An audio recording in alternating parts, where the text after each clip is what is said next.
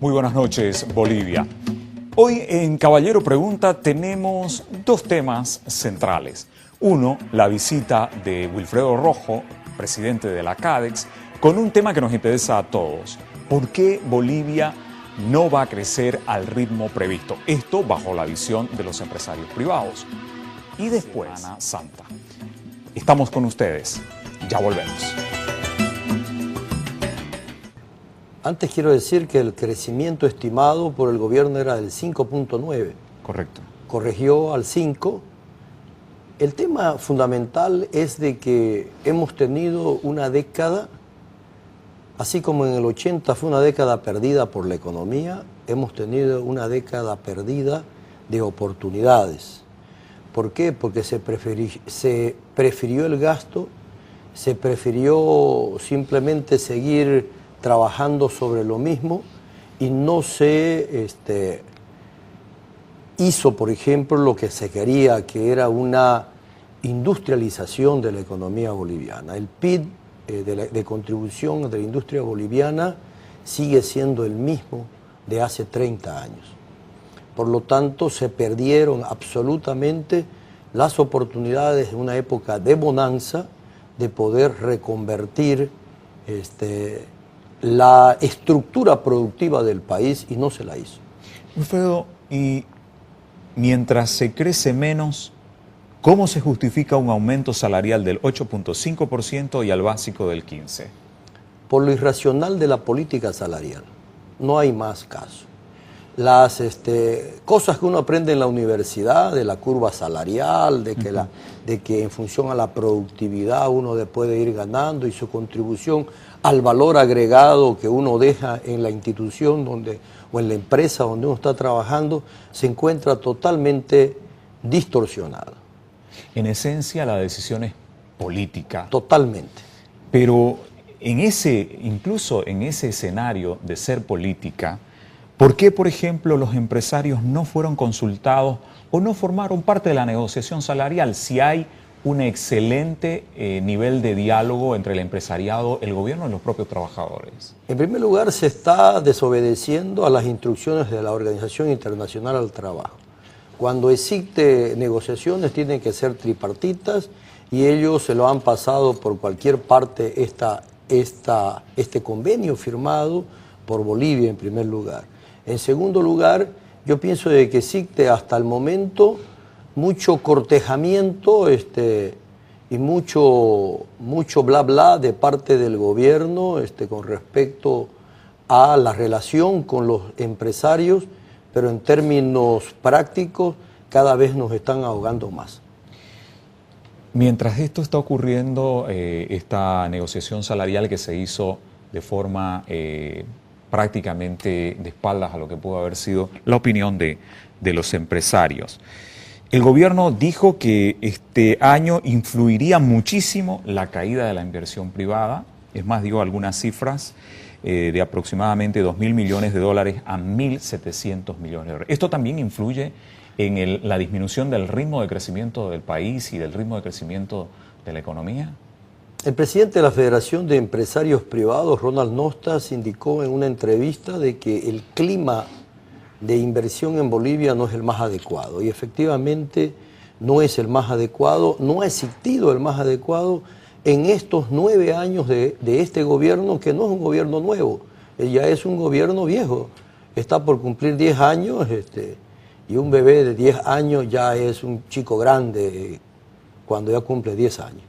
No hemos tenido prácticamente un buen clima, siempre hemos estado con la inseguridad jurídica, siempre hemos estado demandando un mayor apoyo a la industrialización, a la reconversión tecnológica, siempre hemos estado demandando una mejor tecnología para el agro, fundamentalmente en Bolivia el sector primario impulsa al sector secundario, que es el sector de la industria y el sector y al sector servicio.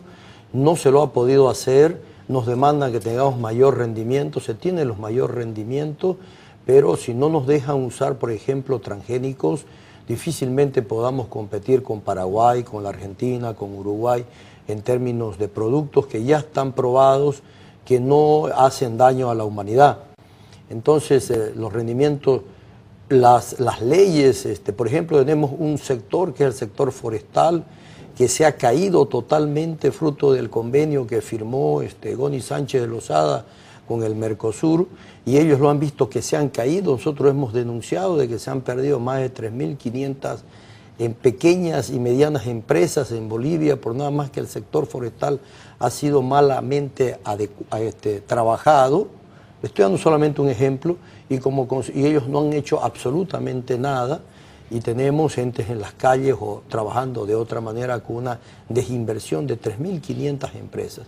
Entonces, todo esto trae de que no exista un buen clima para poder desarrollar las inversiones, pero además quiero indicar lo siguiente: el gobierno se agarró el filé miñón de la economía del país. No se olvide usted de que en esta época de los precios grandes del gas, ellos nacionalizaron los hidrocarburos, ¿no? Nacionalizaron las empresas de telecomunicaciones, nacionalizaron las empresas de distribuidoras de electricidad, y como consecuencia de eso nos dejaron a nosotros con un pequeño, además invirtieron y distorsionaron el mercado de la parte primaria de la economía a través de una empresa que en mi criterio, y creo que en criterio de muchos empresarios, distorsiona la economía, y es una muy mala empresa, y se llama EMAPA, ¿no? Wilfredo, pero hay que reconocer que detrás de estas inversiones hay un Estado fuerte, un Estado que ha venido, si usted dice, distorsionando, pero sí ha sido un actor principalísimo en estas inversiones, tanto así que ha llevado al ministro Arce Catacora a decir que es una vergüenza la inversión del sector privado comparado con la inversión del sector público. El ministro de Finanzas hace una falacia, y los que no saben de lógica es el hecho de que dos falsedades quieren hacer una verdad. Y el ministro no menciona, por ejemplo, de que ellos tienen 300.000 empleados, pero solamente 100.000 están en el sector productivo del sector gobierno. Todo lo demás están en el sector servicio, formando parte de una burocracia. Y nosotros, los empleadores, que demos la menor parte del Estado, los privados, tenemos alrededor de 1.100.000 trabajadores que están con nosotros.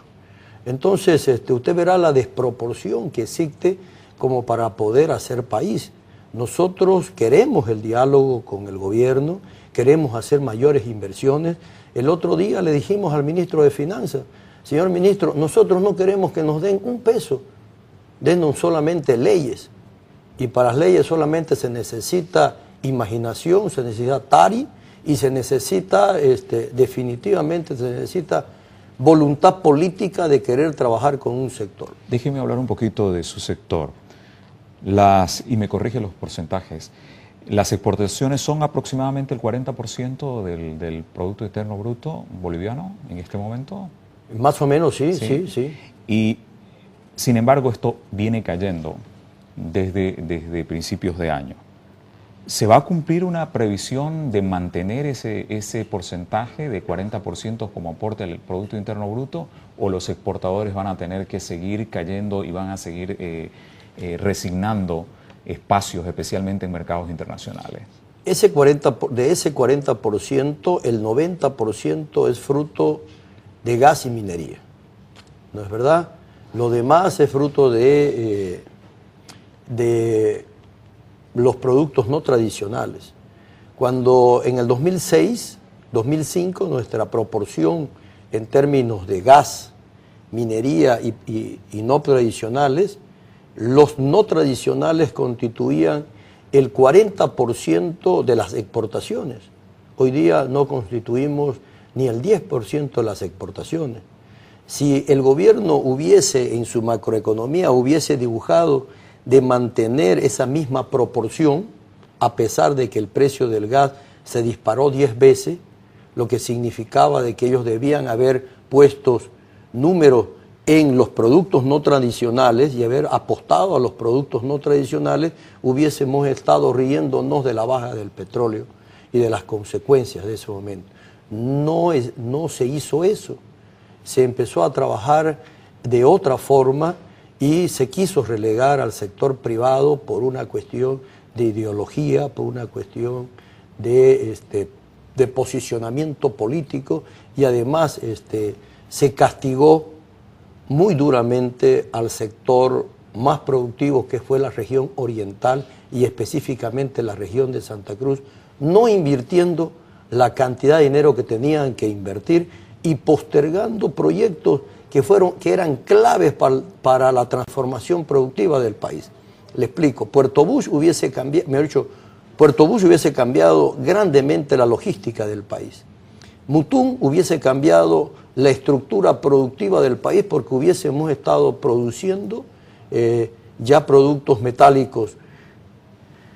No se hizo Rositas. Rositas nos ha podido dar más posibilidades de un mejor potenciamiento de electricidad, pero también hemos podido ya estar sembrando en el Chaco boliviano, que es uno de los sectores que mayor producción nos puede dar.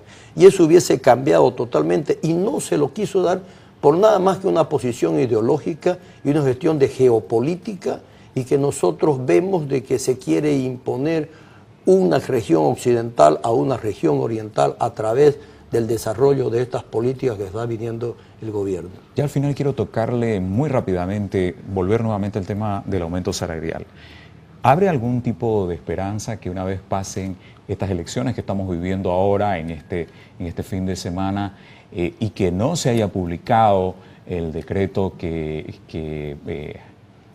prácticamente le da vida a este aumento salarial y que lo hace oficial? ¿Hay alguna posibilidad de poder negociar un poquito más respecto a este porcentaje, ya que ustedes dicen que están dispuestos a dialogar?